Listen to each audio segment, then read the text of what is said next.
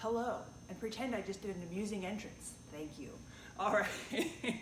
It's been 13 weeks, guys. There's no fun ways to enter anymore. But here we are, bringing you your workout briefing for Thursday, June 18th.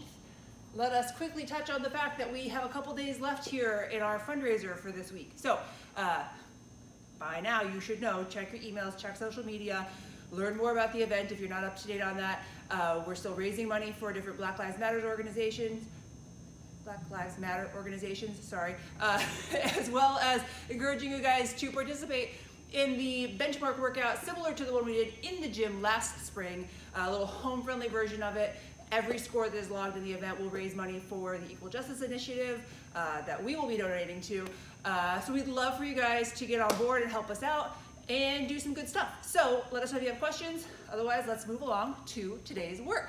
We have an 8-minute AMRAP for a warm-up of a 100-meter jog, 8 PVC thrusters, 7 PVC good mornings, and 6 PVC Chads glute bridges. Someday we will just all know that Chad needs glute bridges, and I'll stop putting that up there.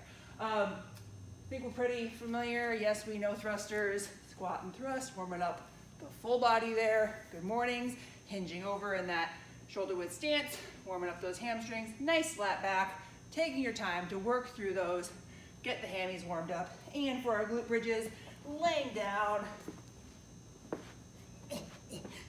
feet close to the butt, bar across the hips, putting a little gentle pressure there, squeezing the hips up to the sky. A little bit of a brief pause at the top. All right, rolling through that, followed by the PVC group circle to get yourselves ready for our snatch work today. All right, you will then take a moment to go through the burger snatch progression. Hopefully by now you're familiar with that, and maybe even take a little bit of creative liberty on that to do what you got to do. I'm perfectly happy for you to do that. And then you'll get into our 16-minute E2 mom for the day. So similar to the clean work we did the other day, every 2 minutes you'll be completing a series of work.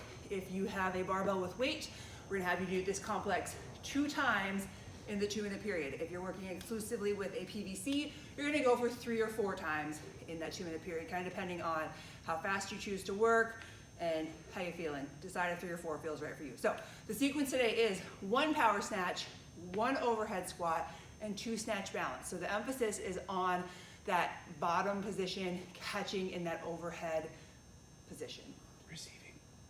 Receiving. If anybody watched the Rogue Invitational, Coach Mike Bergner was very specific. We call it the receiving position, not the catch position, okay? So we're working on our receiving position for our snatch today. Also, I love snatch balances, so this is a lot of fun. So the sequence is power snatch. So holding that bar nice and wide, should be in that place where when we're standing tall, it's touching you right across that belt line. Power snatch starts from the ground, feet underneath the hips, driving through the legs, big scoop through the hips, catching it in that quarter squat or partial squat, not all the way down position, okay? Hopefully when you did that power snatch, your feet moved out to where you would like to then immediately go into your overhead squat. Twisting those pinkies into the bar, armpits forward, give me that perfect overhead position, which will set us up for success for our snatch balance. So dropping the bar back onto the back, feet underneath the hips. You guys know how I like to do this. I like to do that mental countdown of a 3, 2, 1 drop, okay? My elbows are straight towards the ground. On the count of 1, I'm gonna take a big inhaling breath, and then I'm gonna drop like the floor went out from underneath me and catch in that receiving position with my arms locked out as quickly and as purposefully as I can, like so. 3, 2, 1, drop, okay? I'm gonna come up, recover, bring my feet back under. One more time. 3, 2, 1, drop. Okay, so by taking that big breath, I'm filling my gut with air, so I'm tight, I'm engaged, I'm not sloppy, I'm not just haphazardly, okay? That was very Peter Griffin of me, I'm sorry. Any Family Guy fans out there? I am dropping with purpose, moving my feet out into that squat position, drop, okay? Like I mean it. All right, that's gonna be really helpful when it comes time to increasing weight. Hopefully some of you guys do have some weight to put on the bar. You can work on that balance, that stabilization, and that speed underneath the bar, okay? Have fun with that one. Take your time, it doesn't have to be fast. We are working on that 2-minute clock, but that's why we're giving you some options to count or to figure out how many rounds make sense for you and the speed that you feel comfortable working at, all right?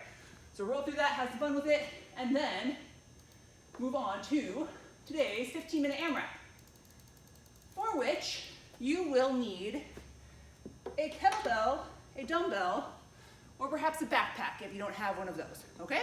So we've got 30 Russian swings, 20 goblet lunges, 10 Russian twists, and then a 30-second rest. It's a quick rest, but that's your opportunity to get back off the floor from your Russian twist, catch your breath, shake out your grip in your shoulders a little bit, and then hopefully roll through the next round as close to unbroken as you can, okay? Maintaining a nice steady pace over the course of that 15 minutes. It's a little bit long, it's that mid-range. We've been doing a lot of those.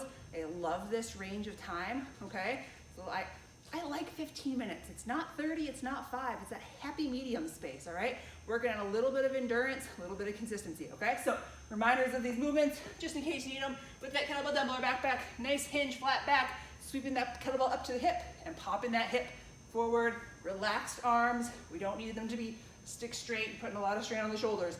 Relaxed arms, letting that bar or that bell fly up to about mid-range shoulder eye level, okay? Then going into the goblet lunges, holding the weight, I like it upside down, whatever's comfortable. If you have that dumbbell, I recommend holding it horizontally, okay? And then lunging, nice tall chest. I like to step backward, but you can also step forward, engaging those glutes, keeping that front knee at that 90 degrees, so that knee is stacked directly on top of the heel and over the ankle, not here in this position that's not quite as safe for the knee, okay? 20 of those, followed by 10 Russian twists, all right? We're talking a lot about these during this quarantine. Heels up off the ground if you can. Rest them gently if you need a little bit more support. Holding that weight and twisting your shoulders and your head with that weight. So we're really engaging the core. Or feet up, okay? So it's not just this where I'm just sitting happy and this becomes a shoulder workout. We want to work the core, okay? And then timing yourself for 30 seconds of rest before you get back to the top for the next round, right?